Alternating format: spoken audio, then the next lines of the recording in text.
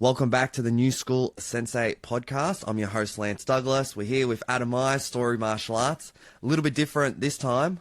We've got the video. Yeah, so you can see us in person. So give us a comment. Who looks better? Who's got the better merch? Nah. It's all good though. It's all good. So this week we're going to talk about lesson plans. I run the lesson plans at Twins Martial Arts. Adam at Story. Run us through, Adam. So how do you set up your lesson plan? Yeah, so we're a cycle system. So we have 6 curriculum cycles that run on repeat. So each one goes for a year and a half. It's a school term per cycle. And within each cycle, it's broken down into our beginner, intermediate, and advanced syllabus. We also have cycles for our black belts in a separate program called Black Belt Beyond. But we'll talk about the main program. The main program, beginner, intermediate, advanced. Each lesson, the instructors have a warm-up, which they set themselves. We give them some guidance. It's pretty similar to warm-ups across all our locations. But the main part of the lesson plan is 9 minutes per section. And the instructors have a bit of free rein on how they teach the skill, as long as the outcome is reached. So we have, let's say, for example, this term we have a jab, cross, jab, body kick, a rear leg roundhouse kick to the body. The instructors can get to that skill however they like. As head instructor, I give them guidance on how we might get the students to the correct outcome come grading time. So it sounds like you're using a bit of the, the constraint is this is what you need to do, but obviously they can kind of figure out any way to that solution. Yeah, that's right. They can have a fair bit of freedom. I think because so many instructors have different personality types, you're not always going to have that big fun-loving instructor, big energy, kind of like how maybe you and I would teach a class. Sometimes you'll have more of the old Not as much fun-loving these days, mate. No. A bit more weathered. Yeah, a bit more tired in the game. Yeah. Oh, yeah. Bit more, you'll have more like the grandmaster type. They sit there at the front, a lot of pointing and direct instruction. Some people are more soft-spoken as well. So I think having a lesson plan that says you have to do this and then say this and then say that, it's actually harder to remember. It's almost like a script. And especially when the lesson plan changes every couple of weeks, it's really hard for instructors to perform at their best if they're having to remember like each minute of like a 45-50 minute class. It's easier to remember 3 blocks, and I have to get through all this stuff and meet these outcomes in a 10-week cycle. So you're not like just in the good old days, you're letting your coaches wing it, come in, what do they feel like running? Yeah. Yeah, all the skills are set for sure per cycle. What's really interesting we've been experimenting with is doing monthly cycles where the kids do new skills every 4 weeks. We're doing this with our K1 kids kickboxing program, and that seems to be going well so far. We're only a few months in, or 2 months in, so we're not sure of the results yet. But what I'm posing with that change to the lesson structure is that the kids only need 4 weeks to get a pretty good level of skill, that first end of the bell curve, before we can move on to something similar but not the exact same as the previous skill.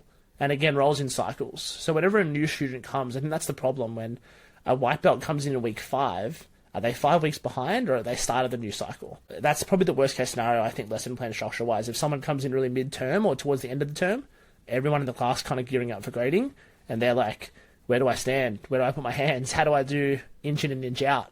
Whereas the other kids are like 5 tapes on their belt, ready to grade in 2 weeks. How do you guys manage that when you have a new kid mid-term, content-wise? I'm not going to lie, it's pretty hard. We run the 10-week lesson plan, so it's all building up towards the grading. I guess if we've got a new student, that's when the assistant coach will kind of level them up as quick as possible. So essentially a new student, if they come in week 5, 6 or 7, they're getting like for the first 20-30 minutes of the class a private from the assistant coach just to level them up. But I like your idea, the 4 week. It's almost kind of like the VU model.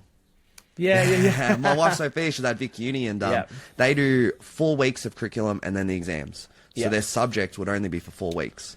Yeah. One of I have an MBA, a master's degree in business, and some of the units were similar structured. They were an 8-week program, but it was like 2 units in 4-week blocks, and they built on each other. One of them was like basic accounting, and the next one was like financial modeling. So you're kind of you're in the same theme at least, but it moves on through the skill set. What are your thoughts? Because you would have heard of the sprint model, so like spaced repetition, interleaving subjects, so mixing up subjects, and then retrieval practice, so tests. So it sounds like you'll have a bit of spaced repetition over the 4 weeks. Yep. And then hopefully you guys would do a review, I imagine, like reviewing the skills. At the end of the 4-week cycle? Just throughout the year. You mean from a coaching point of view, we review the skills? Yeah, we review them every 3 months. Yeah, so you've got that. The retrieval practice, that's the actual, the grading, the tests. Interleaving subjects. It seems like that's a common thread. We used to be big on, like, mixing subjects. Like, at uni, like, you would have done, what, 4 or 5 subjects at the same time. And they're all random. And it's all random. Yeah. But now it seems to be more kind of focused. So it's interesting how the trends kind of, you know, they come in, come out. Yeah. I think when I was doing my arts degree at the start, I mean, it was crazy because we had 8 units that was... It was a writing degree, so we had 8 units that were core, like literature, great books A, great books 2, screenwriting, blah, blah, blah, all the basic stuff for that degree. And then, because I had so many elective choices, the electives were often pretty random. I was doing 2 core units and 2 electives per semester. So I was doing, like, great books 1, which is, you know, Homer's Odyssey, like 500, 600-year-old books. And then you're doing modern screenwriting, another subject. And then you're doing Italian. And then you're doing, like, art history. And it's kind of, like, not really all related. They're all kind of the same theme, except Italian, I guess. But, yeah, it did make it hard to focus on one, like, skill set that I had. I was kind of running... It's almost like living multiple lives, you know? You're running, like, 4 different personalities, almost. Yeah, I guess the idea is, with the mixing the subjects, the long-term retention of the learning... I think it's a little bit different though, learning like for knowledge or learning for actual a skill, a movement skill. It'd be like, say, for you in Taekwondo, focus on your 4 or 5 main kicks, or just teach the kids 20. So I guess, you know, your guys get better at 4 or 5 than learning 20 at the same time. Yeah. Yeah, so when we move it back to a martial arts model again away from uni, which is a long time ago for us now, bro. A long time never know, mate. You never know. Might be going back. You might be going back. No more degrees for me, man. No more degrees for me. There's a model where we have, you know, let's say AAA skill. So let's say we do 5 weeks of roundhouse kick, AAA, so roundhouse kick this week, roundhouse kick the second month of the term, and then the third month is roundhouse kick again. By the end of the term, that kid's going to be amazing at roundhouse kick, right? They've spent 10 weeks on this kick. They're going to be absolutely weapons at this kick. Now, another model the model we run is ABC. So we'll have roundhouse kick, axe kick, and a front leg side kick, or a cut kick, we call it. So they'll do those 3 skills. Now, of course, at the end of the term, the ABC student is going to be okay at roundhouse, okay at axe, okay at cut. But because the cycles rotate every 18 months, the next time they come around to it, they've done it a fair few times. And we found that over the last 6-7 years running the club, that the ABC block model of the amount of things they learn is just way better long term. By the time they get to black belt, they're really good at all the skills. Whereas if you do AAA roundhouse kick, and that skill doesn't reappear until, let's say that's cycle 1, it doesn't reappear till cycle 3, well, now they haven't done that skill for 3-4 months, and they forgot. You know, there was a club that I used to work at, and we had this problem where we had all these advanced students, and we're getting ready for a black belt grading, and the head honcho comes in to see the black belt candidates, right?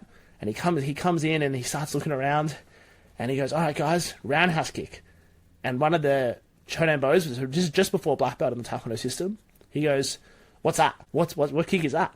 And then, obviously, I thought I was going to lose my job. So like, this kid doesn't know roundhouse kick. He's almost a black belt. And then we showed him. He's like, "Oh, that one, that's right." And he did it, and it was okay, but it wasn't like what I would consider a black belt level. So, and nor did my boss think it was a black belt level either. And here's the problem. That kid had learned roundhouse kick because it's a beginner kick, quote unquote, in white and yellow belt, and now he hasn't done it for 2 years because he already knows it. You know what I mean? So you moved on from A to B to C to D to E. By the time he's gone to F, he forgot A. It's over. So now he has to go all the way back to the start. So this is why with that. Was it inter-subject? Is that what you called it before? Interleaving. Interleaving, yeah. So we just keep repeating the subject over and over and over again. And the ABC, it's almost like salt and pepper. We tell them we're seasoning the kids with skills. Seasoning, I like a bit of salt and pepper skills. You just do a little bit at a time, you know. Got salt and pepper. No one wants too much salt, too much pepper, man. You just want a little bit on every meal. Actually, I like quite a bit of salt. Not gonna lie. Yeah. So we get the kids to just do a little bit of the roundhouse kick every term for the 3-4 years it takes them to get to black belt, 5 years. And by the end, they're amazing at the kick. They don't have to be amazing at it after one term. There's no point. The test isn't based on that. How do you split up your levels? If you have like, let's say you're teaching roundhouse kick, we'll use that as an example. If everyone in the class is learning roundhouse kick, if the class is separated into levels, or let's say you've got a beginner, intermediate, and advanced. Yeah, so our class, we'll have a beginner, intermediate, advanced class. Yeah. And then just for the argument, they're all doing roundhouse kick. Yes. So I would set up the game so it's impossible for them not to be able to do a roundhouse kick. Yep. Okay. So I'm a little bit different there. I'll use more kind of external cues, I mean, you do it as well, but I'll really force the environment so I don't even have to actually teach them anything. Right. So it might be like, I would say, okay, look at your shoelaces, use your shoelaces, hit the targets. Yeah. And then if they're not pivoting, if they're not long, then I'll just put the target further away. So they just have to turn their heel over and then kick. Yep. That's a great example. I more mean in terms of your expectation for grading. Oh, okay. Yeah, well, if it's tested on grading, I want to be able to do it. Yeah. Yeah. Yeah. But you don't expect the same level out of a yellow belt as you do like a brown belt. Yeah, definitely not. Of course, even if it's the same skill. Yeah. Because the brown belts have more time to practice. You'd be surprised, though. Some of our brown belts, they can lose their flexibility, and you got intermediates showing them up. Yeah, that's true. That's true. It's been a bit of a depressing trend. A lot of our kids just, that screen time. Yeah. Especially as they get older, especially our batch, that are coming up to 11, 12, 13. They've had 5-6 years of solid screen time, and it's starting to catch up. Yeah. Do you find that posture and hip position are really difficult compared to maybe 5-6 years ago? Oh, yeah. I feel that the group that was maybe 6, 7, 8 years old during the COVID lockdowns had a big impact on their mobility and flexibility. We've got like 10, 11-year-olds right now who have spent a lot of time hunched over, whereas a new 7-year-old, COVID, they were 3, so they didn't affect them really. And they've come in way more active because they've been doing activities the whole time. But some of these kids had like a good part of their primary school where they weren't doing anything physically, Especially when they close down the parks, the playgrounds. Yeah, because true. you see a kid on a playground, they're doing everything. They're swinging from the Yeah. monkey bars, they're jumping, they're landing, they're in a full squat position. Yeah, right. If you miss that window when you're 6, 7, 8, especially if you're a boy, Yeah. like for whatever reason, I'm not sure why, but boys tend to lose their flexibility. Yeah, I was running laps on Pokemon Silver when I was 8, bro, on the Game Boy Color. I wasn't going outside doing anything, and I definitely paid for it as a teenager. I had to work on my flexibility a lot to get it to the moderate level that it's at now. You still do the splits? Splits? To a degree. Still kick the head though, Still no kick worries. the head. I'm really tall. Yeah, I'm very lucky. Yeah. No worries. Yeah. Just to change topic a little bit, Yeah. with the lesson plan, so you've got the kicking. Yep. How are you doing your lesson plan for the self-defense portion? Self-defense, because it isn't so level dependent in terms of beginner, intermediate, advanced. If you're teaching like a new punch defense or a knife defense, etc., especially the guard passing and stuff, we do more game based. So it's like, here's the constraint, they're on their back, grab the knees, go. And then as the problems are occurring, the coaches are walking around kind of helping them out. So for self-defense, if someone comes in 5 weeks in, or someone comes in and there's a brown belt in the class, whatever, they're all kind of learning a new self-defense move. So it's new to everybody. Whereas, with kicking and punching develop over time, the ability. Self-defense, I feel like, doesn't have that problem.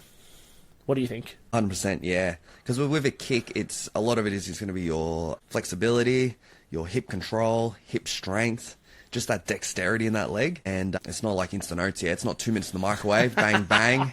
Yeah. So it will take time to develop. Yeah. But then with self-defense, especially as a constraints-led approach, you just set the game. Yeah. And it's up to them to kind of figure out how they want to accomplish the goal. Yeah, and I like how you said the coaches will walk around and kind of just guide their attention. So maybe like, say if you're on your back and your goal is to stand up, but old mate keeps, hugging your hips. Yeah. If maybe you would say to them, have you thought about framing on the head? And the student might be, oh, okay, I'll try that. Yeah. Frame on the head, then you can escape the hip and stand up. Yeah. So yeah, definitely with the self-defense, it's we're very much on the same wavelength there. Yeah. Yeah, I think especially with self-defense, because it's so fluid and it's not like a set skill. There is a way to do a roundhouse kick. There is a way to do a jab, right? And within, 10% argument, you could all argue on technique. But with the self-defense, it's very fluid. Like you said, in that example, a student could now frame on their head after they've been coached to do that. And then the student on the bottom figures out, hey, I can't let this guy frame on my head. And then he creates a new problem for the kid to solve. So it's kind of that back and forth. It's almost that tug of war where they go back and forth. But what they do get really good at is pulling rope. That's how I think of it. So everyone's tug of war, but everyone's getting really good at tugging each way until someone goes in. Another good analogy I use sometimes with my coaches in staff training is you're just trying to, I don't mean to call all the children sheep, but you're trying to herd sheep into a certain path. You're trying to get them all in. It's going to be very hard to shove them all in at the same time, but you just kind of have to guide them this way a little bit, and eventually they start going down the correct path, which is the correct technical route. But it's very hard to say, all right, everyone rush in there right now. Now there's going to be too many people trying to get in at the same time. It's too hard to coach a lesson that way. And when you mentioned technical, so technique, it's interesting, especially with kicking technique. Like if you look at Alex Pereira, I don't think I've actually ever seen him turn his hip over. If you You look at, you know, Makhachev or these Russian Dagestanis, like the punches are all looped, the kicks are, you know, all over the shop, but it's effective. Where's that balance you find? You know, you obviously want nice, long, aesthetically pleasing technique versus effective technique.